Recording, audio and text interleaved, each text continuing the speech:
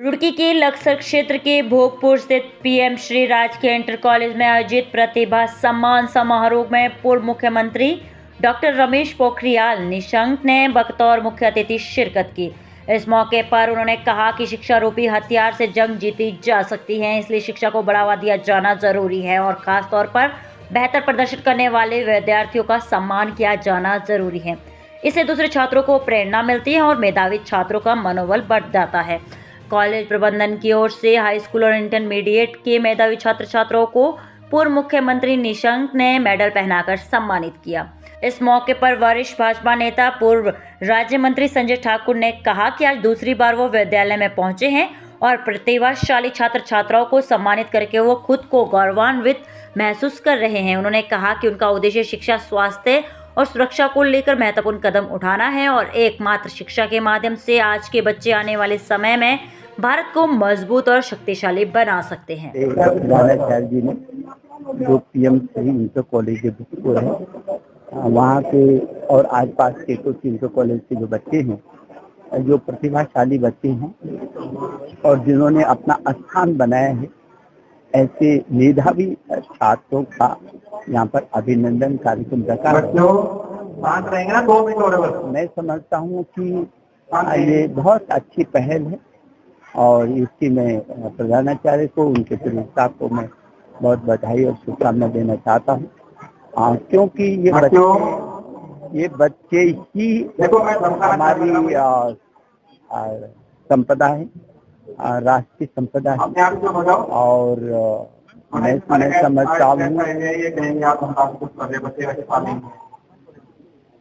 समझता हूँ कि ये कार्यक्रम होते रहने चाहिए और पीएम श्री जितने भी हमारे इंटर कॉलेज हैं, वो आसपास के इंटर कॉलेजों की गतिविधियों का केंद्र बनेंगे। सभी प्रकार की अवस्थापनाएं भी वहाँ पर हों और आसपास के बच्चे वहाँ से सीखें, प्रतिस्पर्धा करें। और जो NEP 2020 आई है, वो NEP 2020 यही बताती है कि हर क्षेत्र में बच्चों को आगे जाना है, बढ़ना है और एक नए भारत का निर्माण जो प्रधानमंत्री के मन में है, 21वीं सदी का एक तो भारत जो स्वर्णिम भारत होगा, जो स्वच्छ भारत होगा, समृद्ध भारत होगा, सशक्त भारत होगा, आत्मनिर्भर भारत होगा, एक भारत होगा, श्रेष्ठ भारत होगा। तो एक भारत और श्रेष्ठ भारत की जो पहली पाठशाला वो यही है और इस पीढ़ी को राष्ट्र निर्माण की दिशा में आगे बढ़ना है। तो मैं वैसे भी उत्तराखंड देवभूमि है और ये शिक्षा का हब है। यदि आप देखेंगे तो इस देवभूमि में शायद चाहे मणिपुर, मिजोरम, त्रिपुरा, नागालैंड, अरुणाचल, हिमाचल, जम्मू कश्मीर, ये जितने भी, असम को भी जोड़ दीजिए, जितने भी हिमालय क्षेत्र के राज्य हैं, उनमें उत्तराखंड शिक्षा का हब है। यहाँ 30 से अधिक तो विश्वविद्यालय सरकारी गैर इतने छोटे से जो राज्य में, और तमाम मेडिकल कॉलेज हैं, तमाम आयुर्वेदिक कॉलेज है। विभिन्न क्षेत्रों में शिक्षा का हब है। देश और दुनिया के सर्वाधिक बच्चे यहाँ पढ़ते हैं। मैं तो अपने आप को बहुत गौरवान्वित महसूस कर रहा हूँ कि इन्होंने मुझे दोबारा इन बच्चों के बीच में आने का मौका दिया। इन बच्चों के बीच में आने से बहुत खुशी होती है और मेरा तो उद्देश्य ही शिक्षा, स्वास्थ्य और सुरक्षा को लेके है और मैं शिक्षा के क्षेत्र में जितनी भी कोशिश हो सकती है मुझे अपने लेवल पे, सरकार के लेवल पे, मैं चाहता हूँ कि वो जितने भी सरकारी स्कूल हों और जो प्राइवेट स्कूलों में भी जो लोग कम फीस लेते हैं, मैं भी चाहता हूँ कि उनके मैं जितना भी मैं सहयोग कर सकता हूँ अपने माध्यम से या सरकार के माध्यम से, मैं उनका निरंतर सहयोग में अपनी अग्रणी भूमिका महसूस करता हूँ।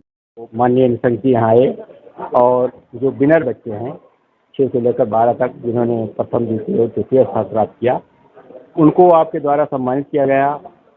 इससे बच्चों की प्रेरणा मिली और जो बच्चे नहीं सम्मानित हो पाए वो भी उस प्रेरणा को लेकर के आगे बढ़ेंगे और भविष्य में वो भी प्रथम, द्वितीय, तृतीय स्थान प्राप्त करने की कोशिश करेंगे। हॉल बन जाने से यहाँ बहुत बड़ा लाभ मिलेगा और जो बच्चे हम बाहर उनको टेंट में बैठा करके सम्मानित करने का कार्यक्रम करा रहे हैं, जब हॉल मिल जाएगा तो हम हॉल में डेकोरेशन करके और उसमें बच्चों को सम्मानित करेंगे। उससे वहाँ का वातावरण जो बच्चों पर पड़ेगा, उसका प्रभाव बच्चों पर कुछ अलग तरीके से होगा और भविष्य में इससे बच्चे बहुत ही लाभान्वित होंगे।